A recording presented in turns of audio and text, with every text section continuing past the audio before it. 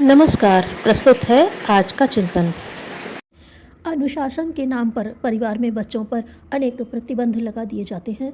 अनेक प्रकार की आज्ञाओं का पालन कराया जाता है। यदि वर्ष भर में दी जाने वाली आज्ञाओं की सूची बनाई जाए तो शायद वह कानून की समस्त पुस्तकों से भी लंबी हो। माता पिता हर समय खाते पीते, पढ़ते लिखते, स्कूल से आते या खेलते समय कई प्रकार की आज्ञाएं देते रहते हैं और अपने बच्चे से यह चाहते हैं कि यह उनकी आज्ञा का पालन करे। यदि किसी कारणवश आज्ञा की अवहेलना हो जाए तो उसे गधा, नालायक और न जाने किन किन शब्दों की संज्ञा से विभूषित करते रहते हैं। क्या बच्चे के अच्छे बुरे होने की कसौटी अपनी आज्ञा पालन ही मान लिया गया है? बच्चे को जो आज्ञा दी गई यदि उसका पालन वह तुरंत करता है तो वह आज्ञाकारी, लायक तथा होनहार है। यदि उसने अनसुनी कर दी तो वह अनुशासनहीन मान लिया जाता है। मनुष्य अपनी आज्ञा पालन देखकर बड़ा प्रसन्न होता है। आज्ञा पालक बच्चे अन्य भाई बहनों से अधिक प्यारे होते हैं। उन्हें अधिक सुविधाएं दी जाती हैं, उनका अधिक ख्याल रखा जाता है। हम समय पर उनके दोषों की उपेक्षा भी कर देते हैं। बच्चे के प्रत्येक कार्य में जब अपनी इच्छा ला दी जाती है तो उसका बौद्धिक विकास नहीं हो पाता। स्वयं के निर्णय की शक्ति कुंठित हो जाती है। मानसिक अनुभवों में बाधा पड़ती है। अधिक डांट डपट करने से उसके मन में कुंठा और क्षोभ पनपने लगता है, जिसके परिणाम स्वरूप उसका स्वभाव चिड़चिड़ा तथा क्रोधी हो जाता है।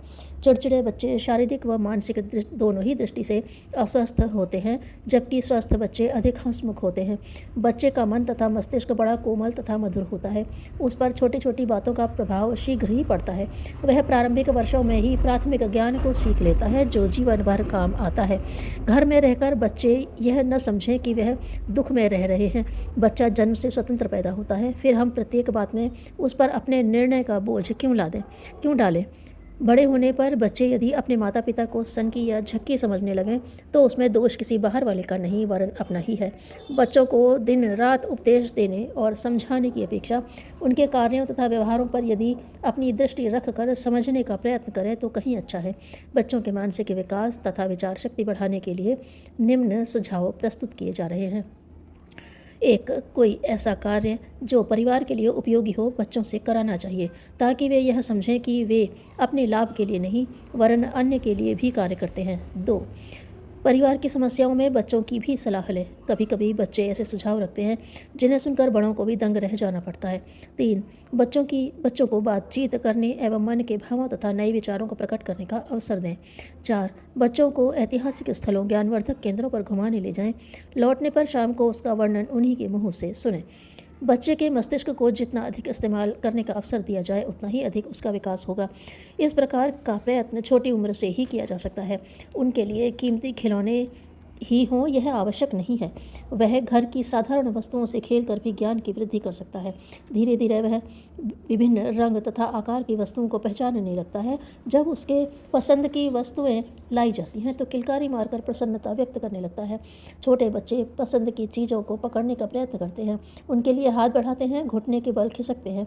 उस समय आप उन्हें उनकी पसंद की वस्तु दीजिए।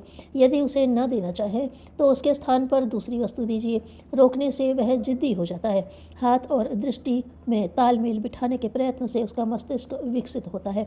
ऐसे समय सहयोग देने की अपेक्षा उसके कार्य में बाधक बनने का स्पष्ट अर्थ है मानसिक विकास को अवरुद्ध करना।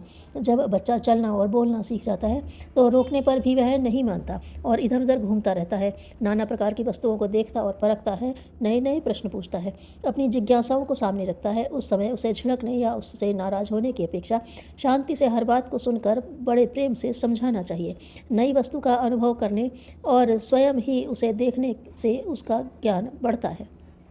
घर के अतिरिक्त समय समय पर पार्क, बाजार, मंदिर, खेल के मैदान, संग्रहालय, चिड़ियाघर, मित्रों के घर और खेल तमाशों में भी ले जाना चाहिए।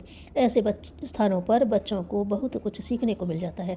बच्चे बोलना तो जल्दी सीख जाते हैं, पर अक्षर ज्ञान करने के बाद भी बालोपयोगी पुस्तकों को पढ़ने में उन्हें काफ़ी समय लगता है। ऐसे समय बच्चों को पत्रिकाएं, महापुरुषों के संस्मरण और शिशु गीत गाकर आदि पढ़कर सुनाए जा सकते हैं, ताकि उनकी रुचि पुस्तकों की ओर बढ़े।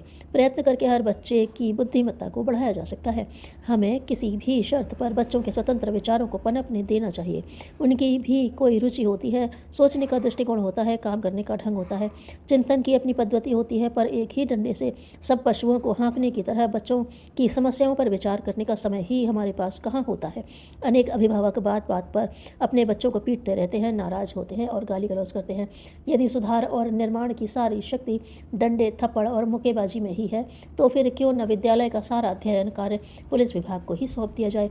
विभिन्न सामाजिक संस्थाओं में सेवकों के स्थान पर लाठी वाले पहलवानों या जल्लादों को स्थान क्यों न दे दिया जाए। बच्चों को शारीरिक दंड देकर कार्य करवाने की अपेक्षा यदि उन्हें प्रेम पूर्वक समझाकर कर्तव्य के प्रति जागरूक करने का प्रयत्न करें, तो संभवतः वह अपना विकास अच्छी दिशा में कर सकते हैं। बगीचे में विभिन्न प्रकार के पुष्प होते हैं, सबकी सुगंध और सौंदर्य में कहाँ समानता होती है। कोई माली रंग की तुलिका लेकर सब पौधों पर एक सा रंग करता फिरे तो उसकी कुमति पर किसे हंसी न आएगी। ठीक यही स्थिति यहाँ है। यह नन्हे मुन्ने बच्चे जो खिलते पुष्पों की तरह हैं, इन्हें विकसित होने तथा विविध सुसंस्कारों से युक्त होने का अवसर प्रदान करना चाहिए। यह खिलती कलियाँ अपने ही रंग में विकसित होंगी तो राष्ट्र उद्यान का सौरभ बढ़ाएंगी। मनुष्य संपत्तियों से नहीं, विभूतियों से ही सुखी और समुन्नत हो सकता है। जीवन की सबसे बड़ी संपदा, सबसे बड़ी सफलता आत्मिक उत्कर्ष है। विश्वास सफल जीवन का मूल मंत्र है। मनुष्य वही श्रेष्ठ माना जाएगा जो कठिनाइयों में अपनी राह निकालता है।